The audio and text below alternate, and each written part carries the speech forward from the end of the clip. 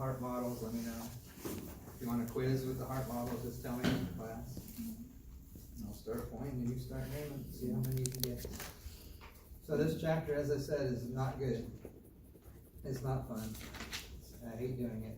I hate watching your faces as I do it. So, it's the blood pressure chapter. It's not only the blood pressure chapter, but that's all I remember.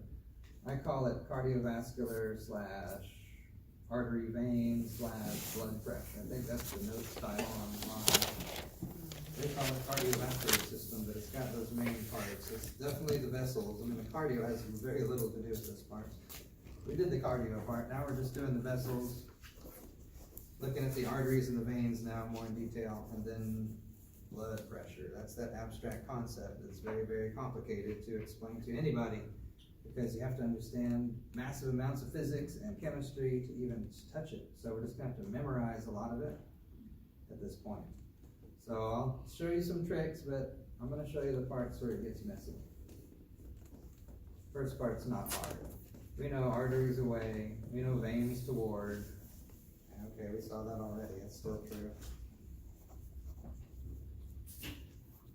It says there, and the reason this becomes an issue, when you see red tubes, wow, I'm going to be careful here, because there's two different types of models, right? I don't forget which ones we have. Arteries and veins shouldn't be red and blue. It should be the condition of the blood inside, but I know how you could get confused by that. The problem is the rule is almost true, but then there's a violator. So I can do it something like this. Remember, it says they're mostly oxygen rich. That's mostly the rule. If you can't remember, arteries are mostly oxygenated. So let's just look at this. What is the primary oxygenated artery in the body? So think real quick. You have to know heart anatomy at this point to answer that question, but what is the biggest primary oxygenated artery? Is it going to be on the right side or left side of the heart? What? Right side or left side? Right side. Yeah, remember right side is all deox, left side is ox, so you can limit half the heart immediately. I'm asking for an oxygenated artery. Artery's going which way from the heart? Away or toward? Away. It's going away. So what's the biggest artery? Blood tube going away from the heart on the left-hand side? Yeah. It's going to be the aorta. Yeah. So you can figure this out, even with the simple little caveman sketch. Yeah, the primary oxygenated artery in the body is the aorta. You could memorize it. That fails on the test, as some of you found out. Why did I write that? That's the way the brain works. It always messes up. You should be aware of that when you're thinking about stuff. Your brain goes wrong. Can't help it. Okay? The same thing down here too, for veins, they're primarily deox, but there are violators too. So I can say, what's the primary deoxygenated veins? Yeah, think of veins toward the heart. They're deox, that means they must be right side structures. The pulmonary artery is an artery. The vena cava, yeah, it's them. So I'll just put, I'm supposed to pluralize it all, whatever. The inferior and superior vena cava. Those are the primary deoxygenated veins. Yep. Those are pretty easy for people to come up with if they have a picture in front of them, because you will have one on the test and you can play with it. You have to label it correctly. They'll have a picture you can look at. It's the other set that's weird. Okay, so let's do the primary deox artery. Artery away. Deox, I'm on the right side. There we go. Now we need pulmonary artery. Let's do a violator. Pulmonary arteries, and you can put AA, pulmonary trunk, whatever. You wanted to put the trunk. It's probably the most correct answer. But hey, I would take anything pulmonary artery system. Yeah, they're deoxygenated arteries. On the models, they're blue because they're deox. Our models are deox, not because it's a vein. Okay, and then the other one's kind of hard too. Primary oxygenated veins. Again, it's weird to even say that. But it's probably the pulmonaries again, because that pulmonary circuit is the violator, right? So it's going to be the pulmonary, the veins. one's coming in on the left-hand side, the doubles. But again, you gotta know the anatomy to handle this, that's the problem with this chapter. But there it is for you to look at when you're studying. The violators are the pulmonary circuitry, and they're backwards than all the other parts of the body. It causes some problems, but not many. And of course, it goes something like this in the cheese ball pictures. If I'm going out here, I'm an artery, right? Arteries away. At some point I'll get to a tissue, organ or something, there's an organ. And I gotta come back to the heart, I'm coming in a vein, right? Circulatory system, what's in between the artery and the vein? These organs. What's in here? Kind of looks like a spider web kind of thing. What is that thing? That's the capillaries, right? We're gonna get the big picture here. Capillaries. We've heard of these before, haven't we, somewhere? Arteries, veins, that's it, that's the blood vessels. There's a few more, but that's mainly what you talk about. Away, back toward, and then in the middle, where you're doing what? What's going on in the capillaries? Exchange. That's where we're exchanging stuff. You don't exchange material in an artery. You don't exchange material in a vein. You gotta slow down. Okay, so this will be the story. Start at the heart. Take some blood out to a tissue, exchange it for something, and then come back and repeat, drop dead. So let's see what else we can do. If I were you, I'd put multiple stars on this page and say, if I don't study this, I'm stupid. That's what I would write. Lots of questions on this. This is where it gets weird though. So, first thing, I just memorized the terms. Let's take us through a loop, couple loops here through it. If you can do endocrine, you can do this. So, I like hearts, just a box now. Good. Arteries away. They're showing them red, not because they're arteries, because they're oxygenated. And they're not showing the veins on their side because they're blue veins, so there's deox there. This is not the pulmonary circuitry. This must be all the other places that is not the lungs. Usually avoid the lungs for that reason.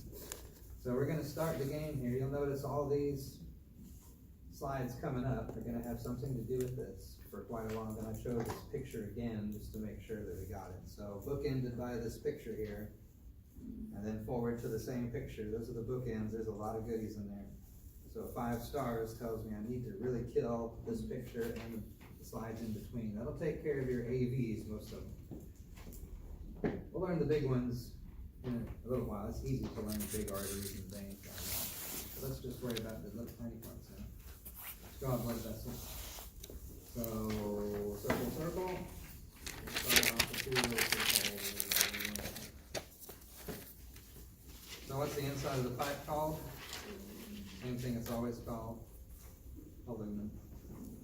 We're looking down the pipe, the blood's flowing right at us or right away from us. Okay, draw a little skinny ring. Then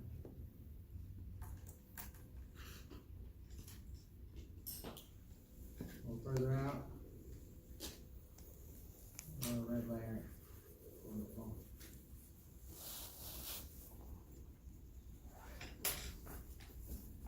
Sometimes this guy looks a little purpley. Make it a little purpley. Sometimes he's not in color at all. But he's thin.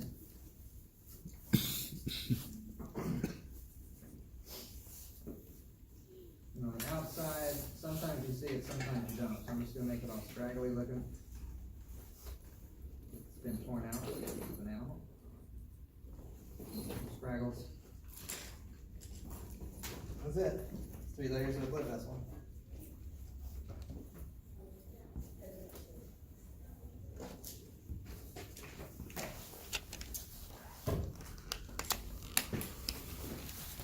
Let's name them and talk about what they are. So the innermost layer, they're all called tunics. Tunic is a coat, right? There's the first coat, the epiphysis, touching a lumen. And you put an A on it, tunica. Tunica, that's the innermost. Tunica interna, that's one name. That's an easy name, probably.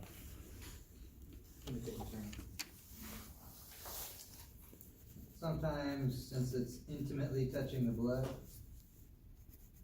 they call it tunica intima. They're both valid. Tunica interna or tunica intima, same thing. It's the inner layer, touches the blood, lines the lumen, whatever fancy way you want to say it. I say touches the blood. On a test, they'll probably say lines the lumen. What's it made out of? What type of tissue always lines lumens? That makes you one superstars. What type of tissue always lines lumens? Every question ever. Epithelium. Epithelial. Epithelial tissue lines lumens. Okay? It's often referred to as the endothelium. Or endothelial cells, or the epithelial cells of the tunica interna. So just like you learned in AP1, the lumens are lined with epithelium, this is called endothelium. It's also what lines the chambers of the heart. Didn't really talk about that, I don't think, but we'll find out that that layer is continuous with the chambers of the heart. It'll say that in the notes in a minute.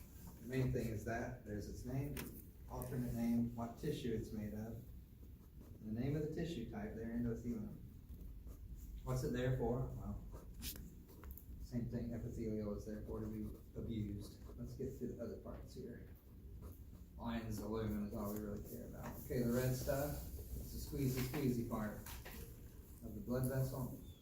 Or squeezy is not a choice. So, tunica media is how we say it here. Middle layer, tunica media. I don't know an alternate name for it. If it's squeezy, what type of tissue is it? I hope muscle. What type of muscle specifically? It's not cardiac. Cardiac's only in the heart. You get in the vessels, it's now smooth. Who controls smooth muscle action? Yeah, not you, right? The autonomics. Squeeze your blood vessels real quick. I don't know what you just did, but that was not a blood vessel, and I hope you didn't make a mess. Tunica media, made out of smooth muscle. What's it for? Squeezy. What's a better word than that? How about vasoconstriction? Yeah, it's gonna contract. That's the word, is vasoconstrict. Choke it. Choke the vessel, vasoconstrict it. What if I open it back up? Vasodilate, right? We'll get to that later, but that's just it relaxing again. So the main thing is a squeeze, vasoconstriction. Why would we want to do that? Move blood, right? It's gonna move it somehow. Yeah, there's pressure from the heart pushing it, but there's also some squeeze action. Remember, once the blood gets to your toes, it's got to get back up to your heart, and there's no pump down there. You have to have a way of getting it back. So tunica media is going to help us. Okay, by the way, this is artery or vein. We'll see some differences later, but this could be an artery or a vein. They have the same layers. Out here, the scraggle, sometimes you see it, sometimes you don't. Tunica externa, of course, would be one good word for it. The easiest word. Tunica interna, tunica externa, that's pretty easy. There's another word for it, being the adventurous tunic on the outside. Adventitia.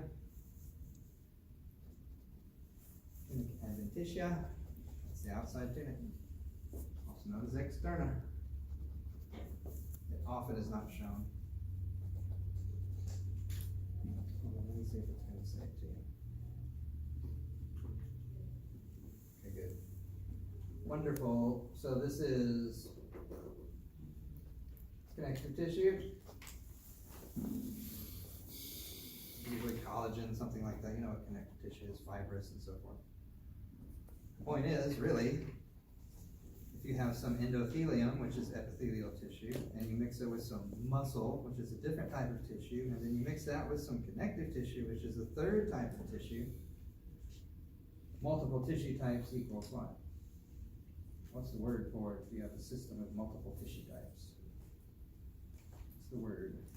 Up to the O. Organ. vessel isn't organ, not because you want it to be, because it is. When I say name organs in AMP1, no one ever names blood vessel. Brain, heart, liver, yeah, those are organs too, but so is this. Remember, by definition, an organ is something that has multiple tissue types working together. This has 3 of them. At least, you could add the 4th, you could add nervous tissue to some of these vessels, and you get all 4. That's definitely an organ. Most people don't realize that, but it is true. It's got 3 tissue types. So it's just not one type of tissue, it's 3 types all working together. So there's an artery or a vein. Later we'll make a distinction, but they both got each of the layers. Okay, there you go, no problem. Blah, blah, blah, check, check, check. When we get to the capillaries, we're gonna realize they don't have layers. They're just a single ring.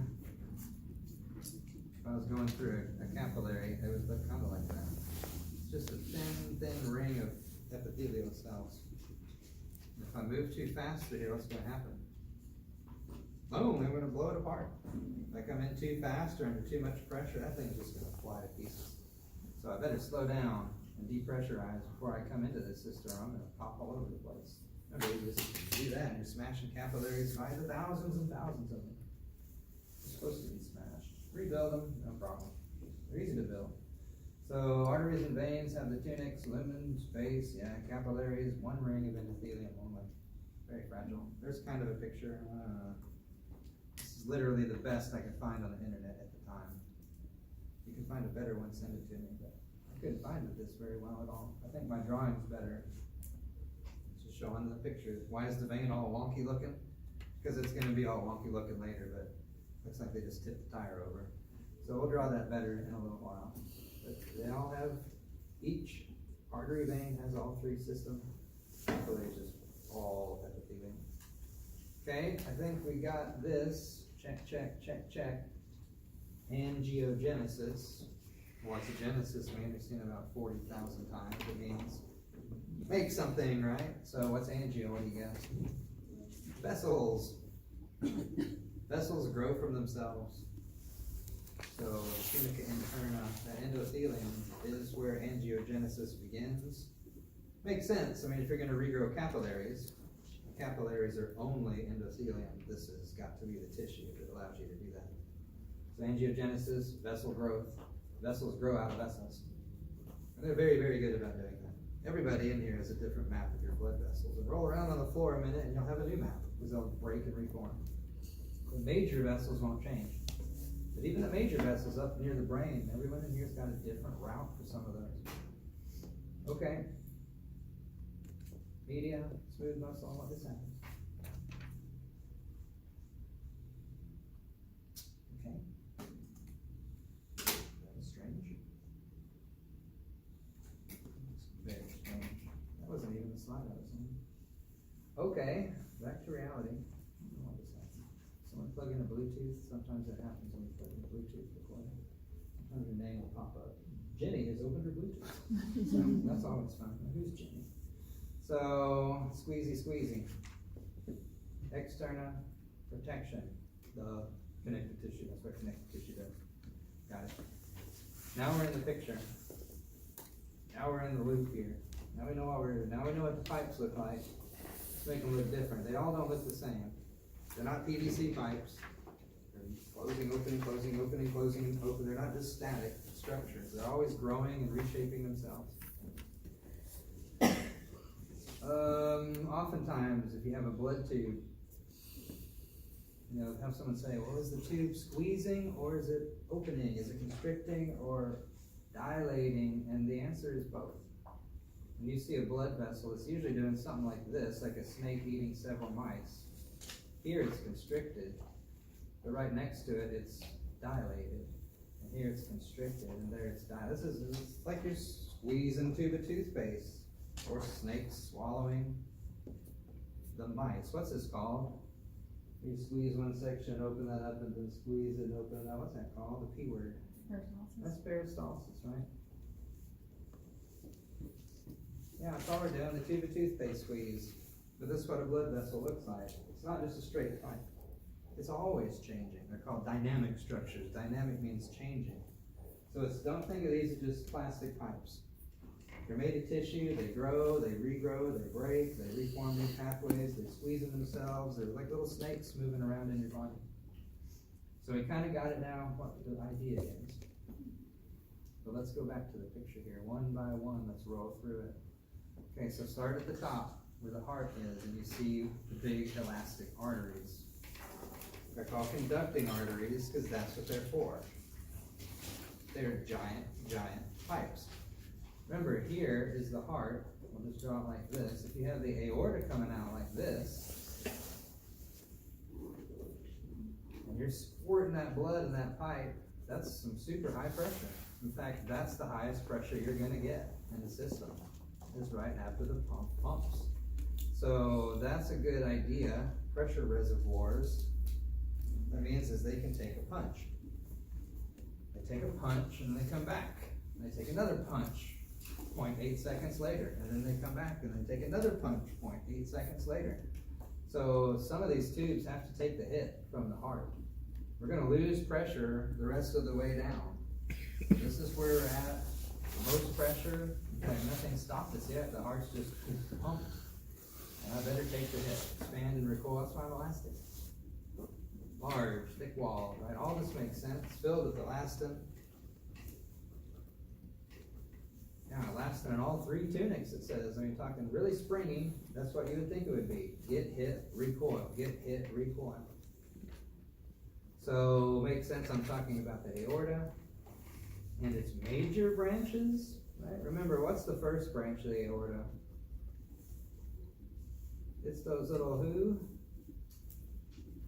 Who are these? Someone has to know. Coronary arteries. Remember, that's not the major branches, though. Where are the major branches? 1, 2, 3, right? There's the major ones. That's where we have to worry about elastic arteries. These little coronaries are not elastic arteries. They are a little bit, but they're not what we're talking about here. So really the aorta is 3 major pipes up top. Large lumen, as you would expect. Low resistance, almost none, until you actually slam against the wall here, which is more terrible design. So the heart pumps and you pump very high pressure into a curve. That's like a recipe for disaster on the highway, right? So a lot of the times, when you get older, pump, slam, it keeps slamming into that spot. It's like a car going too fast around a curve. Slam, every 0.8 seconds. Eventually this gets weaker, and the blood starts to spin when it slams and it pushes it out. What's that called? We have a bulging of one of these artery walls due to this huge pressure. What is that? That's an aneurysm. And that's one step away from being not alive anymore. That thing, it's terrible design. Why would you put a curve in a high pressure system? You wouldn't, or you'd get fired if you worked at a place that did that. But this causes the deaths of many people. When their heart gets old and weak, it breaks in an aneurysm. You're not dead because of the aneurysm, but if it bursts, there's not much you can do unless you can do something. I mean, if you're in the ER when it happens, they might save you. But if you're just walking in Walmart, it's over. So there it is, super high pressure, take a punch, recoil, take a punch, recoil. We're way at the top still, way up here. All I'm doing is trying to get the blood somewhere else because it's coming rushing through me. That's it. Eventually I'm gonna have to split. Remember, I gotta deliver this blood to tissue. I gotta go off different places. I don't just have one pipe that goes to every place in the body. It splits and splits, and the tubes become smaller and smaller and smaller and smaller and smaller on the arterial side. So you can picture that happening, splitting and splitting and splitting and splitting. And that kind of leads you to the next idea. So we have these big, springy, conducting arteries, but now we get to the more muscular, more squeezy, right? Big tunica media. Squeezy. This is the vessels that start squeezing. The aorta doesn't squeeze much. It doesn't have time. It's just trying to not explode. Those big arteries, 1, 2, 3, they're not trying to squeeze. They're just trying not to blow up. These are actually delivering blood. I say something like reroute. Distribute is a good word. That's why they're called distributing arteries. They start to branch and deliver to the organs. You have to branch off. These will have names like the renal arteries and the these arteries and the this, we'll learn those later. You already know this, but now we're just putting it together a little bit. So past the first part where you're very springy and you're not really squeezing at all, you're just kind of a pipe holding the water and trying not to explode. Past there, somewhere, you become more muscular, much more squeezy. You start branching off more and delivering or distributing the blood to the different organ systems. That's what the picture. Don't try to think about the test questions yet. Don't do that till much later, because they're weird. Okay, now what? Well, we gotta slow down now. We're coming in where? Let me go to this place. Where are we coming into? We're here, we're coming into town. Right, we're out on the highway, we can drive fast out here, no problem. Even if I'm starting to distribute, I can still flow through there pretty well. But as I approach town, as I approach capillary bed, I'm gonna have to slow down. Because I know if I come barreling in here, I'm just gonna blow the whole thing apart. So at some point I need to drop some pressure here real quick. Like real quick I need to drop some pressure. So the next main place is called an arteriole. Remember, we're still branching and branching and branching and branching. The teeniest, tiniest arteries, the ones that come into the capillary system, these itty bitty, itsy bitsy arteries, they're called arterioles. Arterioles. So teeny tiny arteries. They're not capillaries yet, they still have all three layers. But they're teeny. Now this is gonna cause some problems here. So let me say this a few times. Okay, you see what they're called, arterioles, resistance vessels. Resistance is gonna be the killer questions on the test. That's the ones that are very abstract. We're gonna refer to it as PR later, peripheral resistance. You'll just write PR there. As soon as you do your studying, it'll click. But we're not gonna get all the way there today. PR, peripheral resistance, the further away from the heart, like the arms and the legs, you get a lot of this resistance. What do I mean by resistance? If I resist you, what do I do to you? If you're trying to run forward, like blood in a tube, and I resist you, what's gonna happen? You're gonna slow down. Most of the resistance will be how? Think about this on the test. If I'm flowing through a big pipe, I might be flowing through the middle, and it's called laminar flow, and I'm never going to hit a side. I'm just flowing in the middle, no problem. Out here, yeah, some of me is banging. But now imagine I'm going to get rerouted down a little tube like that. What's going to happen now? I'm going to bang more, right? As I bang against the wall, I'm going to slow down. Just like you taking a highway turn and not slowing down, you're going to hit the wall. And it's going to slow you down as you grind your way along the concrete, right? That's the same thing that's happening here. A lot of vessels, or a lot of red cells, pop open through these little things, right? They burst. They got to recycle them. So these arterioles, you can imagine I'm going to do a lot of banging here against the wall. That's going to create a lot of resistance. Okay, I think that makes sense to most people. But if I'm going into a little tube like this, let's just make it a little bit more dramatic.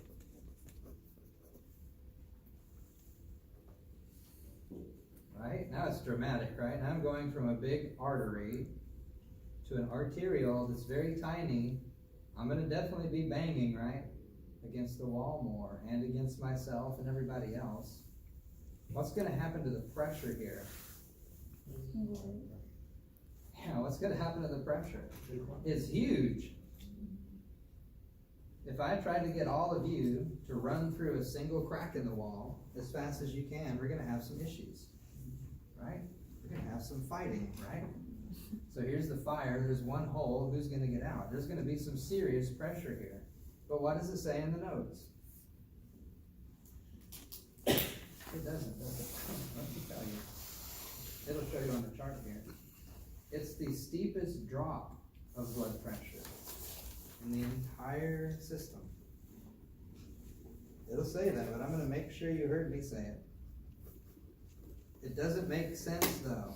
We're going to find out later PR is proportional to blood pressure. What's that mean? This is where the chapter gets gross. What's that little fish thing mean? I know it means alpha, but when I say proportional to, what's that mean? Not greater than. Proportional to. Oh, equal to. Not equal to. Proportional to. It's something different. What does that mean? That's what I'm trying to get you to say. As resistance goes up, what happens to the pressure? It goes up with it. They're proportional to each other. Age is proportional to wisdom, they say. The older you get, the smarter you get. Just think about that. I'm going to throw the opposite in a minute. Let's start with that. There's a proportional to kind of thinking. It's not an equivalency, but as one goes up, the other goes up with it. As one drops, the other drops with it. So what did I just tell you? These are called what? Resistance vessels. If they're called resistance vessels, then proportionally blood pressure should be high, but it's not. What the heck?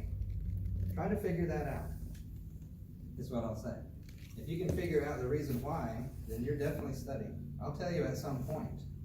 But if you can get to the point where you're studying, you're just going to ask yourself, that does not make any sense at all. Good. You're at the point.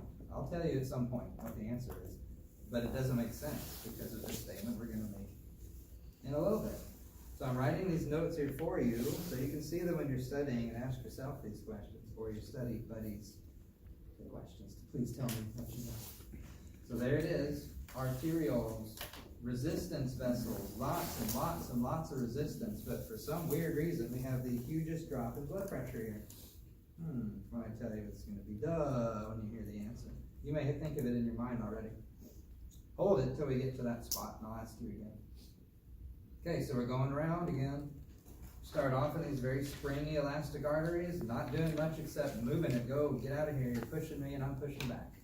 Later on we get more squeezy, more tunica media, more constriction, more splits. We start distributing to the organs. At some point we get to itty bitty teeny tiny arterioles, in which we have a huge amount of resistance, especially in the peripheral part.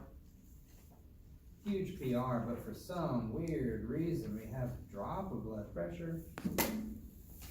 It'll make sense in a minute. Think about an ice pick and a garden hose if you want to. So let's say what happens next. Coming in, I'm probably slowing down too, right? And I'm going to slow down here. Coming through the drive-thru. I'm about to exchange. You give me money, I'll give you burger.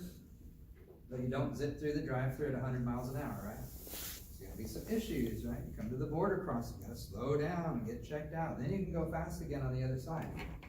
But you have to not blow out the system. You come through the border crossing 100 miles an hour in a big truck, you're going to have a big problem. So we got some options here coming into town. We've made it to town, but now we have some options in the capillary bed. First of all, does this tissue even need any blood? I don't know, does it? There's a way you can tell though. Because right in front of the capillary are some sphincters, little circular muscles. Millions and millions of these throughout the body. Circular muscles that choke down those vessels. They choke them down to the point where nothing can go through. If those are open, so there's pre-cap, notice there's no post-capillary sphincters. It's only coming in, doesn't matter. Going out again. If you don't need anything, just close those off. If you need some stuff, some oxygen, some food, open up the sphincters, let the blood come into town, do your exchange, right, in the capillaries, do your exchange. You give me some CO2, I'll give you some O2 or whatever. We'll learn some of those rules later. If they're closed up, what do? I can't go backwards. It's a one-way system, but I bet there's a way again to go around the town, right, without exchanging. I don't have to exchange, and I don't like that they changed the color there at all. But you don't have to exchange there. We're going to give that a name, and we're not going to call it thoroughfare channel. How about that? We're not going to call it that. We're going to call it a meta-arterial. Meta-arterial. Don't worry about terminal arterial either. So when you're in the arterioles, where we have a huge drop of blood pressure, which is great because we're about to come into the capillaries and we have to drop pressure and speed. We'll see these rules coming up. I'm just trying to get you used to what I'm going to say. If the capillaries are open, come on in. If you're slowed down enough, come on in. Do your exchange, head out the back side. If they're closed off, and I don't want you to come in because I don't need anything, just go around the meta-arterial, which is also known as a shunt, right? A bypass around the system. It's the loop around the city. Then arterial, shunt around it. Don't bother with the traffic, you zip around the thing. You're not going to exchange out there in the wilderness, because you're not in town, but it's okay, go to the next town, there's another town right up the road, see if you can exchange there. Before we jump into the vein side, and I'll talk a little bit more about them in a second, I'll show you that again. Notice this country road out here. Let's say you're carrying a truck full of cocaine, and you don't want to come anywhere near the city. Just head out on an anastomosis. An anastomosis is a metarterial. It's just way out there. On my test, you can interchange the words. Anastomosis, metarterial. It's some bypass where you don't exchange. You don't exchange when you're close to the city and it's meta. You don't exchange out here. They don't like that they changed the color. They did. So those are ways to get around the city. You can go right around. Capillaries close all of a sudden. Ah, we gotta go around. If you know they're closed in advance, just take the anastomosis and get over to the other side. Okay, so vocabulary is the main part here. When I add the sciencey physics terms, is where this gets a little uglier. Well, let's go home now. Let's come out in a venule. Not quite a vein yet, but a venule. What's my pressure here? Low. Yep. But not what? Not zero. It's not zero. So remember this.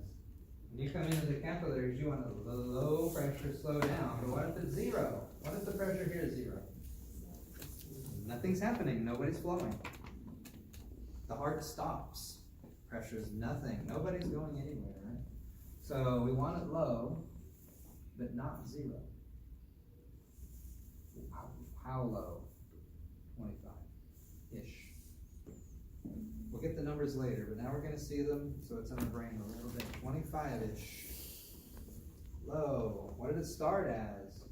120? Something crazy, right? We'll get to those numbers later. So we want it low, but not zero. We want flow to continue. So we want to slow down so we can exchange. That's going to be a problem now if you're in a venule and you're in the toes and you're standing up. There is hardly any pressure to get you back to the heart. So when we talk about venous return, the way home, venous return, there's no pump down there, and it's low pressure. What I'm saying is, it's super hard to get blood from your toes back to your heart if you're standing up. It's super hard to do that. Obviously it happens or I'll be dead. But it's hard. There has to be some mechanisms because there's no pump down there, and we've lost most of the pressure from our main pump, the heart. In fact, when you get up here, again, what tubes are up here at the top? What are these guys? That's the vena cava, right? There, the pressure is zero.